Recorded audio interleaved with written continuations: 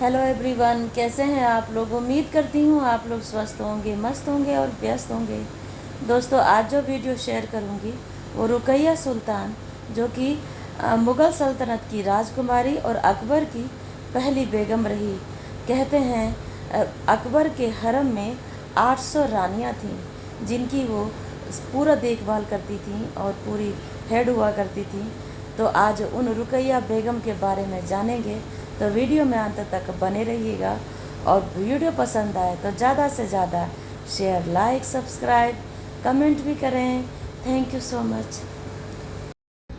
दोस्तों, इनके जन्म की बात की जाए तो 1542 में इनकी जन्म हुई और मृत्यु 1626 में आगरा मुग़ल साम्राज्य, और दफन किया गया इनको बाबर के बगीचे में।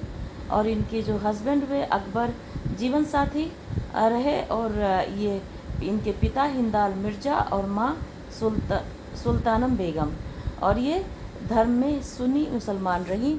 रुकैया बेगम अपने पति की चचेरी बहन थी, जैसा कि मैंने बताया, और जन्म से ही मुग़ल राजकुमारी थी। इनके पिता हिंदल मिर्ज़ा अकबर के पिता हुमायूं के सबसे छोटे भाई थे। 9 साल की उम्र में इनकी सगाई अकबर से हो गई और 14 साल की उम्र में इन्होंने अकबर से शादी की थी। लेकिन अपनी शादी के दौरान वे निसंतान रहीं। पहली पत्नी होने के नाते उन्हें जाने कला के नाम से भी जाना जाता था। दोस्तों, बाद के जीवन में उन्होंने अकबर और मरियम उज जमानी के पोते खुर्रम का पालन पोषण किया। परिवार और वंश की बात की जाए तो दोस्तों, इनके फैमिली में सभी लोग थे।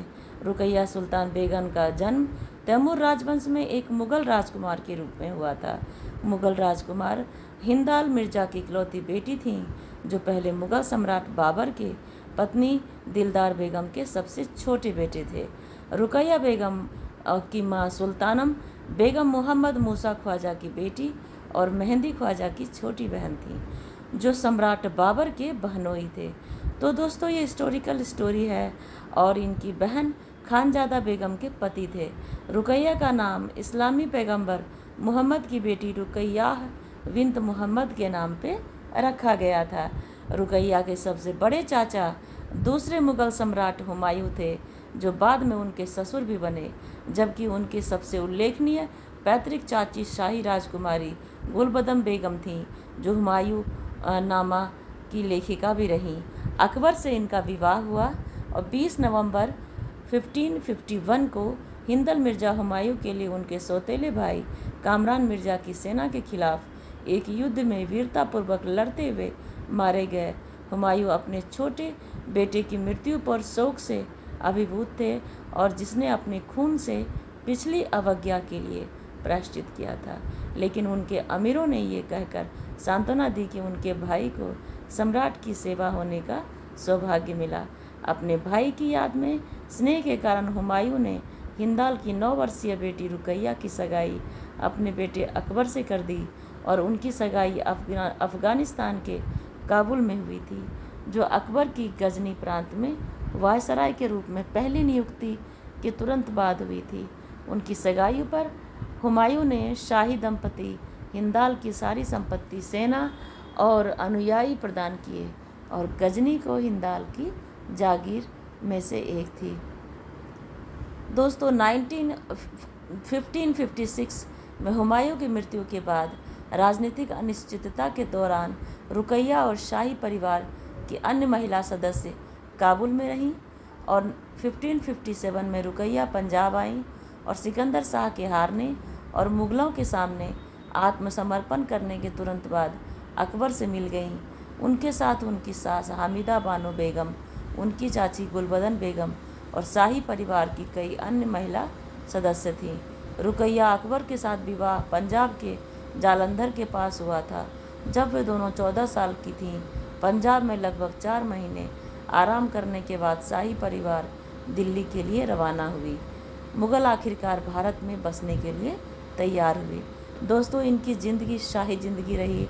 अपने पति के सिंहासन पर बैठने के बाद 14 वर्ष की आयु में रुकैया मुग़ल साम्राज्य की महारानी बनी। वो अपनी शाही के दौरान निसंतान रही, और उन्हें कई अकबर और मरियम उज जमानी के पोते राजकुमार खुर्रम, भविष्य के सम्राट शाहजहां के पालन पोषण का जिम्मा सौंपा गया। और जगत गोसाई के बेटे खुर्रम, जिन्हें उनके ज्योतिष संकेतों के अनुसार शुभ माना जाता था, अकबर ने सलीम के महल की बजाय अपने महल में उनकी देखरेख में पालन पोषण करने पर जोर दिया। इसलिए उनका पालन पोषण अकबर के महल में हुआ और उनकी पहली पत्नी रुकैया सुल्तान की देखरेख में रखा गया। अकबर के हरम में रहती थीं। कहा जाता है कि उन्हें खुर्रम का पालन पोषण प्यार से किया था। और जहांगीर ने अपने संस्मरणों में भी लिखा है कि रुकैया अपने बेटे खुर्रम से 1000 गुना ज़्यादा प्यार किया था, और जितना कि अगर वो उसका अपना बेटा होता।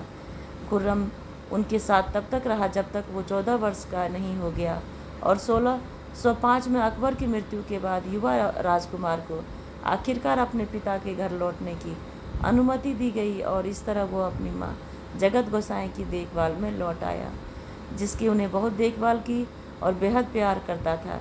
खुर्रम ने अपनी जीवनी और दरबारी इतिहास में अपनी माँ बिल्किस मकानी को हजरत की उपाधि दी और संदर्भित किया। शाहजहाँ की पहली बेटी परहेज बानो बेगम का भी पालन पोषण किया। तो रुकैया की जो ये मेहनत थी और उनका प्यार था, वो कुछ दिन का ही रहा।